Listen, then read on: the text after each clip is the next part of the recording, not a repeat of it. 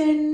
അപ്പോൾ എൻ്റെ കിച്ചൺ കാണിച്ചിട്ട്, അപ്പോൾ ഇതാണ് എൻ്റെ കിച്ചൺ കേട്ടോ. എൻ്റെ കിച്ചണിൽ ഏറ്റവും ഫേവറേറ്റ് ആയിട്ടുള്ള സംഭവമാണ് ഈ ചെറിയൊരു ഡൈനിങ് സ്പേസ്.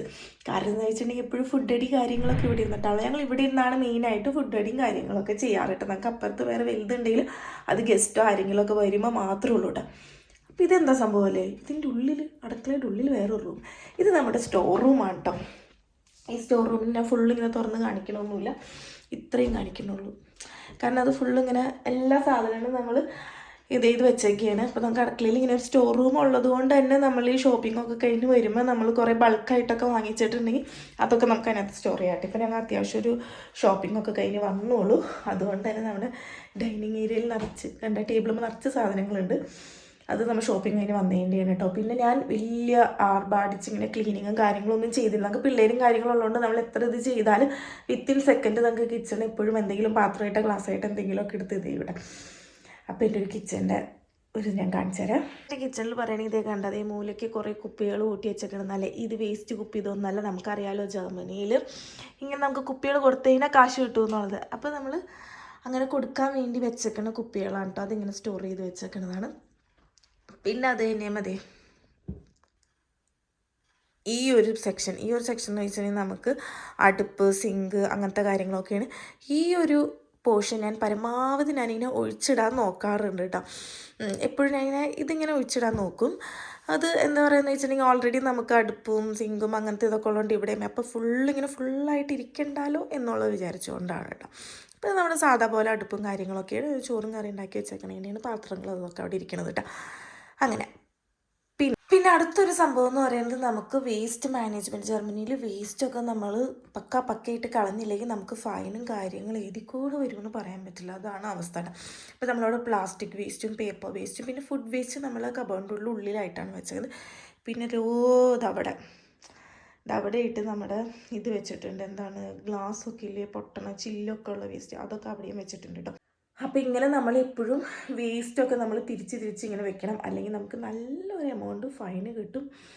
അങ്ങനെ ഇനി അടുത്തൊരു ഭാഗം വരുന്നത് ഈ ഒരു പോർഷൻ എന്ന് പറയുന്നത് നമ്മുടെ വർക്കിംഗ് സ്പേസ് എന്നൊക്കെ പറയണ പോലെ ഈ ഒരു പോർഷൻ നന്നായിട്ട് യൂട്ടിലൈസ് ചെയ്തിട്ടുണ്ട്. എൻ്റെ എല്ലാ സംഭവങ്ങളും ഇരിക്കുന്നത് ഇവിടെയാണ് കേട്ടോ. ഇപ്പം ഇതുകൊണ്ടാണ് ഞാൻ പറഞ്ഞത് എൻ്റെ അപ്പുറത്തെ കൗണ്ടർ ടോപ്പ് ഞാൻ എപ്പോഴും ഇങ്ങനെ കാലിയാക്കിയിടുന്നതിൻ്റെ കാരണം ഇവിടെ ഫുള്ളാണ്. അപ്പോൾ അവിടെയും കൂടെ ഫുള്ളായിട്ട് എല്ലാം ഇരുന്നതിനേയും ആകെ ഒരു ഇതായിരിക്കില്ലേ. അപ്പോൾ ഇവിടെയാണ് എൻ്റെ എല്ലാവിധ അവൻ, air fryer, kettle, toaster, mixie അങ്ങനത്തെ സാധനങ്ങളെല്ലാം ഇരിക്കുന്നത് ഇവിടെയാണ് കേട്ടോ. ഇത് കണ്ട, ഇവിടെ ഇങ്ങനെയാണ് നമുക്ക് ഫ്രിഡ്ജ് വരുന്നത് കേട്ടോ.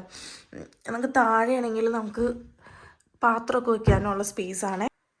ഫ്രീസർ നമുക്ക് ഇവിടെ സെപ്പറേറ്റ് ആയിട്ടാണ് കേട്ടോ വരുന്നത്. ഒരു കുഞ്ഞ് ഫ്രീസർ ഇങ്ങനെ സെപ്പറേറ്റ് ആയിട്ടാണ് നമുക്ക് ഇവിടെ ഇങ്ങനെ വരുന്നത്. ഫ്രിഡ്ജ് മാത്രമേ അതിലും ഉള്ളൂ. അപ്പോൾ അതങ്ങനെ.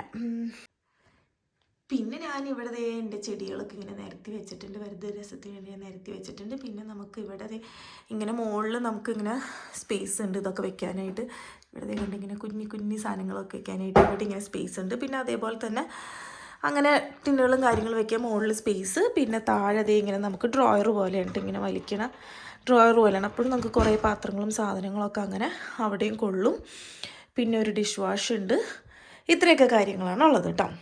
അപ്പോൾ ഇതൊക്കെയാണ് എൻ്റെ ഈ ചെറിയ അടുക്കളയിലുള്ളത് കേട്ടോ. നമുക്കിപ്പോൾ നാട്ടിലത്തെ പോലത്തെ വർക്കിംഗ് ഏരിയ, അതായത് വർക്ക് ഏരിയ അങ്ങനത്തെ പ്ലേസ് അങ്ങനെയൊന്നുമില്ലല്ലോ. വർക്ക് ഏരിയ ആണെങ്കിൽ കിച്ചണായാലും എല്ലാവരും നമുക്ക് ഇതിൻ്റെ ഉള്ളിൽ തന്നെയുള്ള.